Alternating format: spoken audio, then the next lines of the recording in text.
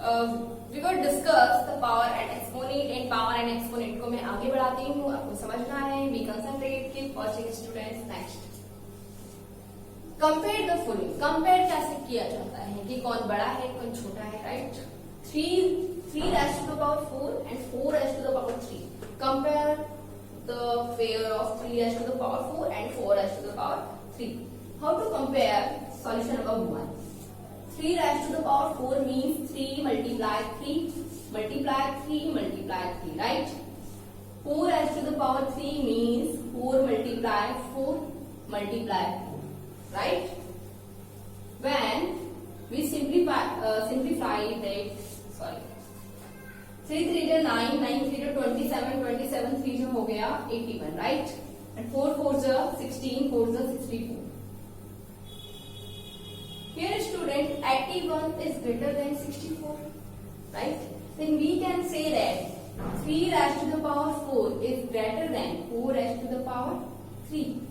It is the answer of our question. Very easily, 3 raised to the power 4, open that and multiply. When we multiply, we get 81. 4 raised to the power 3, when we multiply, we get 64. Then we know that 81 is greater than 64. 81 is a 3 raised to the power 4. Then we can say that 3 raised to the power 4 is greater than 4 raised to the power 3. आपको समझ रहा है student वाला question? दोनों को मैंने open किया है, मल्टीप्लाई किया है और वैल्यूज निकाली है। हमने देखा 81 जो वैल्यू है वो बड़ी है। 81 3 raised to the power 4 से निकली है, तो हम कह सकते हैं 3 raised to the power 4 is greater than 4 raised to the power 3. Question number 2, it's for you, not for me. Question number 3. 100 raised to the power 2 mean 100 multiply 100, right? Mean 10,000. 2 raised to the power 100 mean 2 multiply 2 multiply 2. 2 को 100 time आप multiply करोगे तो बहुत ही ज्यादा value आएगी, right? ये हम जानते हैं कि हमें कैसी वैल्यू ऑब्टेन होगी। We get largest digit. हमें कैसी डिजिट मिलेगी, कैसी वैल्यू मिलेगी? लार्जेस्ट नंबर मिलेगा। अगर हमें लार्जेस्ट नंबर मिलेगा 10,000 से बड़ा ही मिलेगा, बिल्कुल मिलेगा, क्योंकि देखो 100 का स्क्वायर तो 100 इंटू 100 मीन 10,000, बट 2 की पावर 100 तो कितनी वैल्यू हो जाएगी? हम मल्टीप्लाई करते करते थक जाएंगे एक जगह पे, राइट? तो हमें जो वैल्यू मिलेगी वो कैसी मिलेगी? लार्जेस्ट नंबर मिलेगा, ये हम जानते हैं। Then we directly know that 2 raised to the power 100 is greater than 100 to the power 2. Okay, 2 की पावर 100 क्या होगा? 100 की पावर 2 से बड़ा होगा, क्योंकि 2 की पावर 100 को हम मल्टीप्लाई करेंगे तो 10,000 से बहुत बहुत बड़ा होगा, ठीक है? और हम 2 की पावर 100 को मल्टीप्लाई करने में भी वैसे हम कर तो सकते हैं, लेकिन बहुत ज्यादा टाइम खर्च होने वाला है। लेकिन हम वैसे ही जानते हैं कि वैल्यू बड़ी आने वाली है, तो हम इतना बड़ा सोल्व करेंगे क्यों? ठीक है, आगे ये क्वेश्चन मैंने आपको दिया था, बट इस क्वेश्चन में माइनस लग रहा है, तो आपको माइनस का ध्यान रखना है कि -4 raised to the power 3 है। It's mean -4 multiply -4 multiply -4, right? When we multiply -4 to -4, then we get -64, right? Because we know that when negative value की पावर ओड में होती है तो आंसर किस में आता है? माइनस में आता है, बिल्कुल सही है। अब माइनस की 3 की पावर 2 है, मीन -3 मल्टीप्लाई -3 किया and we get 9 plus 9, because minus raised to the power plus 2 is a even number. 2 even number है। जब नेगेटिव वैल्यू की पावर इवन नंबर में होती है तो आंसर पॉजिटिव आता है। जब नेगेटिव वैल्यू की पावर ऑड नंबर में होती है तो आंसर नेगेटिव आता है। Then we know that negative answer is lesser than, क्या होता है? लेसर होता है, छोटा होता है किससे? पॉजिटिव आंसर से। हम जानते हैं कि कोई भी नेगेटिव वैल्यू क्या होगी? हर पॉजिटिव वैल्यू से क्या होगी? स्मॉलर होगी, right? Then we know that -64 is lesser than +9 and -64, then we can say that -3 raised to the power 2. 1 minute.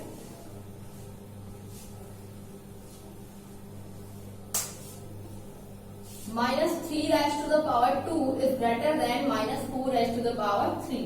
Without solve we get answer, because we know that minus power the 3 is a odd number and हम जानते हैं कि जब odd number minus की power होती है तो इसका आंसर किस में आने वाला है? माइनस में, और इसका आंसर किस में आने वाला है? प्लस में।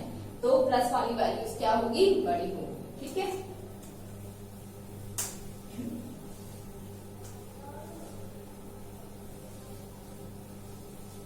नेक्स्ट क्वेश्चन पे मैं आ जाती हूँ and next question is saying show that, right, show that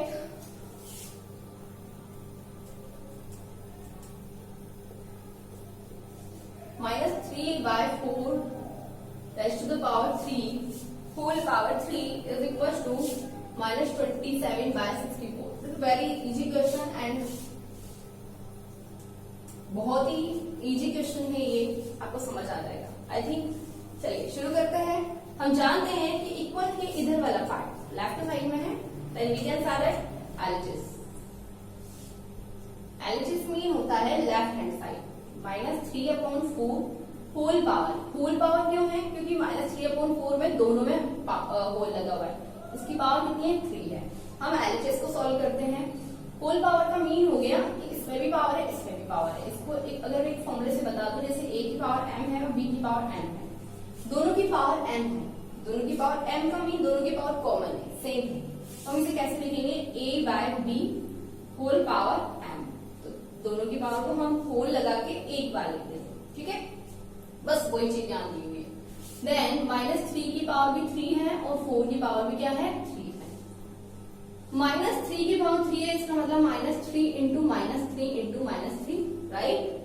4 की power 3 mean 4 multiply 4 multiply 2, right. Then we get 3 3 जा 9, 3 जा 27 and we know that -27 we get because minus into minus plus plus into minus minus, and we know that when -1 raised to the power odd number, that answer is always negative, right। odd number मतलब -3 time multiply हो रहा है, minus कितने time multiply हो रहा है, 3 time. 3 is odd number, then -27 आ गया। 4 4 जा 16, 4 जा 64, यहाँ पे माइनस का कोई मैटर नहीं है, डायरेक्ट 64 आ रहा है। देखिए सोल्व किया मैंने LHS और आंसर क्या आया है, RHS मैच कर रहा है, right. Then we can say that LHS is equals to RHS, और ये हमारा क्या हो गया है, प्रूव हो गया है। ठीक है, हेंस प्रूव। RHS आ गया है। LHS को सॉल्व करने पर नेक्स्ट क्वेश्चन मैं आपके लिए दे रही हूँ, बट पहले आप इसे राइट डाउन करें।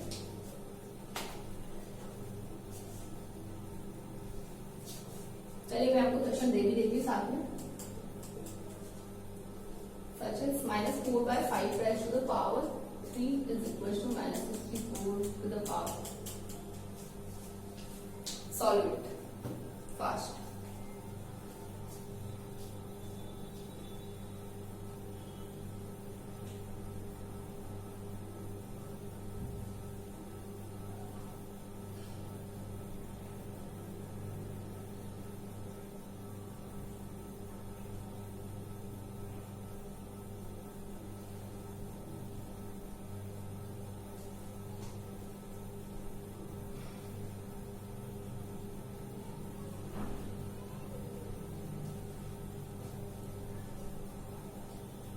ओके स्टूडेंट्स, आई होप आपने ये राइट डाउन कर लिया होगा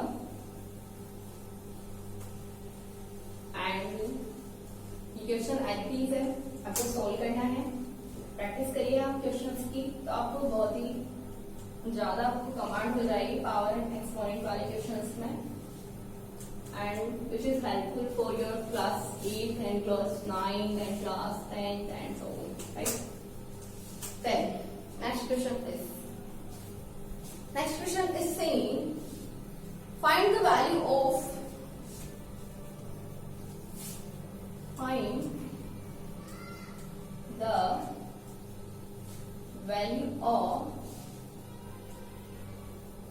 three or four, three, right?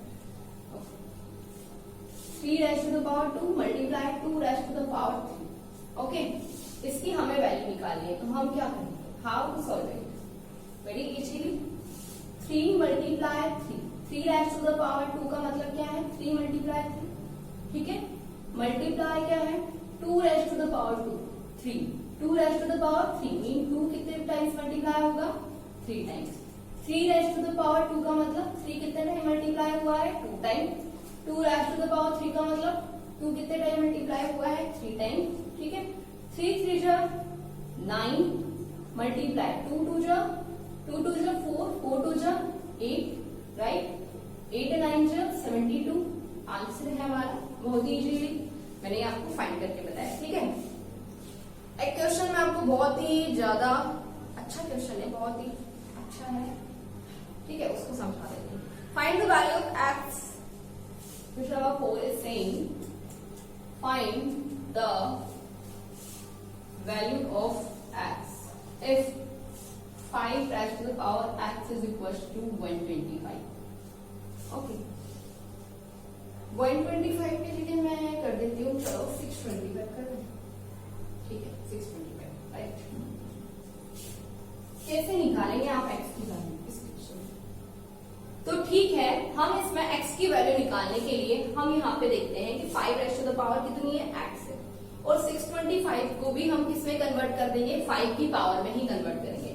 जब ऐसा क्वेश्चन आए तो आपको क्या करना है, दोनों साइड पे बेस सेम कर देना है। क्या कर देना है, दोनों साइड के बेस सेम कर देना है। तो 5 की पावर x है यहाँ पे इज इक्वल टू 625 है। 625 क्या होता है, 5 5 जो 25, 25 5 जो 125, 125 5 जो क्या होता है 625 होता है। हम जानते हैं, अगर आप नहीं भी जानते हैं देन 625 को आप 5 से डिवाइड कर सकते हैं। 5 1 जो 5, 5 2 जो 10 एंड 5 5 जो 25, अगेन 5 2 जो 10, 5 5 जो 25, अगेन 5 5 जो 25, 5 1 जो 5, 5 into 5 into 5 into 5, 5 raised to the power 4 is a 625 कि 5 को जब हम 4 टाइम मल्टीप्लाई करते हैं तो हमें क्या गेट हो जाता है, 625 ऑब्टेन हो जाता है। तो 5 raised to the power x is equal to 5 की पावर कितनी हो जाएगी, इसे मैं कैसे लिख सकती हूँ एक्सपोनेंशियल फॉर्म में। 5 raised to the power 5 की पावर 5 कितने टाइम मल्टीप्लाई हो रहा है बताइए, 1 2 3 4, कितने टाइम मल्टीप्लाई हो रहा है, 4 time.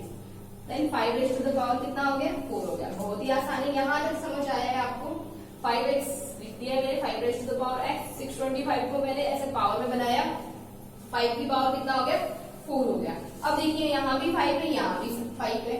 If bases are same in both side, अगर दोनों साइड पे बेस सेम हो जाते हैं, बेस यही है जिसपे पावर लगी होती है, तो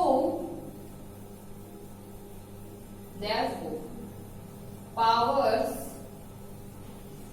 will be इक्विवेलेंट। तो पावर क्या कर देंगे आप, पावर को इक्विवेलेंट कर देंगे। इक्विवेलेंट का मतलब पावर को इक्वल में रख देंगे, ठीक है। हमें क्या ऑब्टेन हुआ है, 5 raised to the power x और 5 की पावर 4 यहाँ पे ऑब्टेन हुआ है। दोनों का बेस सेम आ जाए तो दोनों की पावर एक दूसरे क्या हो जाती है, इक्वल हो जाती है। तो इसकी पावर x है, इसकी पावर 4 है, तो x की वैल्यू कितनी आ गई है, 4 आ गई है, और यही हमारा क्या हो गया है, आंसर हो गया है। समझ में आया है आपको ये क्वेश्चन कैसे किया है, हम x की वैल्यू निकाली थी, 5x इज इक्वल टू 625 दिया हुआ था। 625 को आपको ऐसी पावर बनानी है जो आपको यहाँ दिया हो, बेस यहाँ 5 दिया है, तो इसका मतलब 625 कुछ इस तरीके से दिया होगा कि वो भी किसी बेस की पावर बनेगी, ठीक है। तो जब मैंने इसे सोल्व किया, when we solve it and we get 5 into 5 into 5, मतलब हमें 4 टाइम 5 मल्टीप्लीकेशन मिला है, तो 5 की पावर 4 हम इसे लिख सकते हैं एक्सपोनेंशियल फॉर्म में। तो मैंने यहाँ लिखा है अगर बेस सेम हो जाए ऐसी कंडीशन में तो उनकी पावर को आप क्या कर दें, इक्विवेलेंट कर दें। तो बेस सेम हो गया, दोनों का 5 बेस है, ये बेस होता है ये वाला, ये बेस सेम हो गया, तो पावर एक दूसरे के सामने रख दो और x की वैल्यू कितनी आ गई, 4 आ गई। ये हमारा क्वेश्चन सोल्व हो गया। समझ आया स्टूडेंट्स ये वाला क्वेश्चन आपको। अब मैं आपको ले आती हूँ नेक्स्ट क्वेश्चन पे, और वो है कि इवैल्यूएट द रेसिप्रोकल। रेसिप्रोकल करने से पहले मैं आपको परफेक्ट क्यूब के बारे में समझा दूँ। First of all write down it.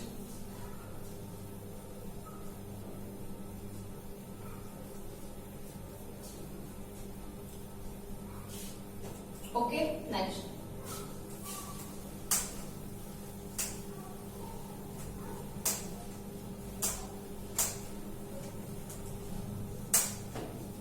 Students we know that, जैसे कि मैंने 2 को 2 टाइम मल्टीप्लाई किया, 2 को 2 टाइम मल्टीप्लाई किया, तो ये बन गया 2 का स्क्वायर। 2 का स्क्वायर कितना होता है, 4 होता है। 3 को 3 से मल्टीप्लाई किया, that is 3 square is equal to 3 3 जा 9। 4 into 4 इज इक्वल टू 4 का स्क्वायर कितना हो गया, 16 हो गया। तो ये क्या है, ये परफेक्ट स्क्वायर। क्या है ये, परफेक्ट स्क्वायर है। कौन है परफेक्ट स्क्वायर? ये सब परफेक्ट स्क्वायर है। एंड इट इज 5 5 की पावर 2 5 स्क्वायर। इसे क्या बोलेंगे? 5 स्क्वायर बोलेंगे। तो 5 5 में कितना हो गया? 25। 6 स्क्वायर इज इक्वल टू 36। ठीक है, ऐसे आपको कहाँ तक लिखना है? 15 तक, चलो 20 तक लिख लेना। 20 तक आपको लिखना है। 20 इंटू 20 का स्क्वायर मैं लिख देती हूँ 400 होता है। ठीक है, आपको पूरे परफेक्ट स्क्वायर लिखने हैं एंड लर्न करने हैं। इसके बाद आता है परफेक्ट क्यूब। क्या आता है? Perfect cube. What mean of cube? Cube क्या होता है? जैसे 2 इंटू 2 किया या 1 इंटू 1 किया, तो 1 को जब अपन 3 टाइम मल्टीप्लाई करते हैं तो वो होता है 1 का क्यूब। 2 इंटू 2 को हमने 3 टाइम मल्टीप्लाई किया तो हमें क्या मिला? 2 2 जा 4, 4 2 जा 8 मिला। तो 2 का क्यूब कितना आ गया? 8 आ गया। 3 इंटू 3 मीन 3 का क्यूब कितना आ गया? 3 3 जा 9, 9 3 जा 27 आ गया। 4 इंटू 4 का क्यूब कितना आ गया?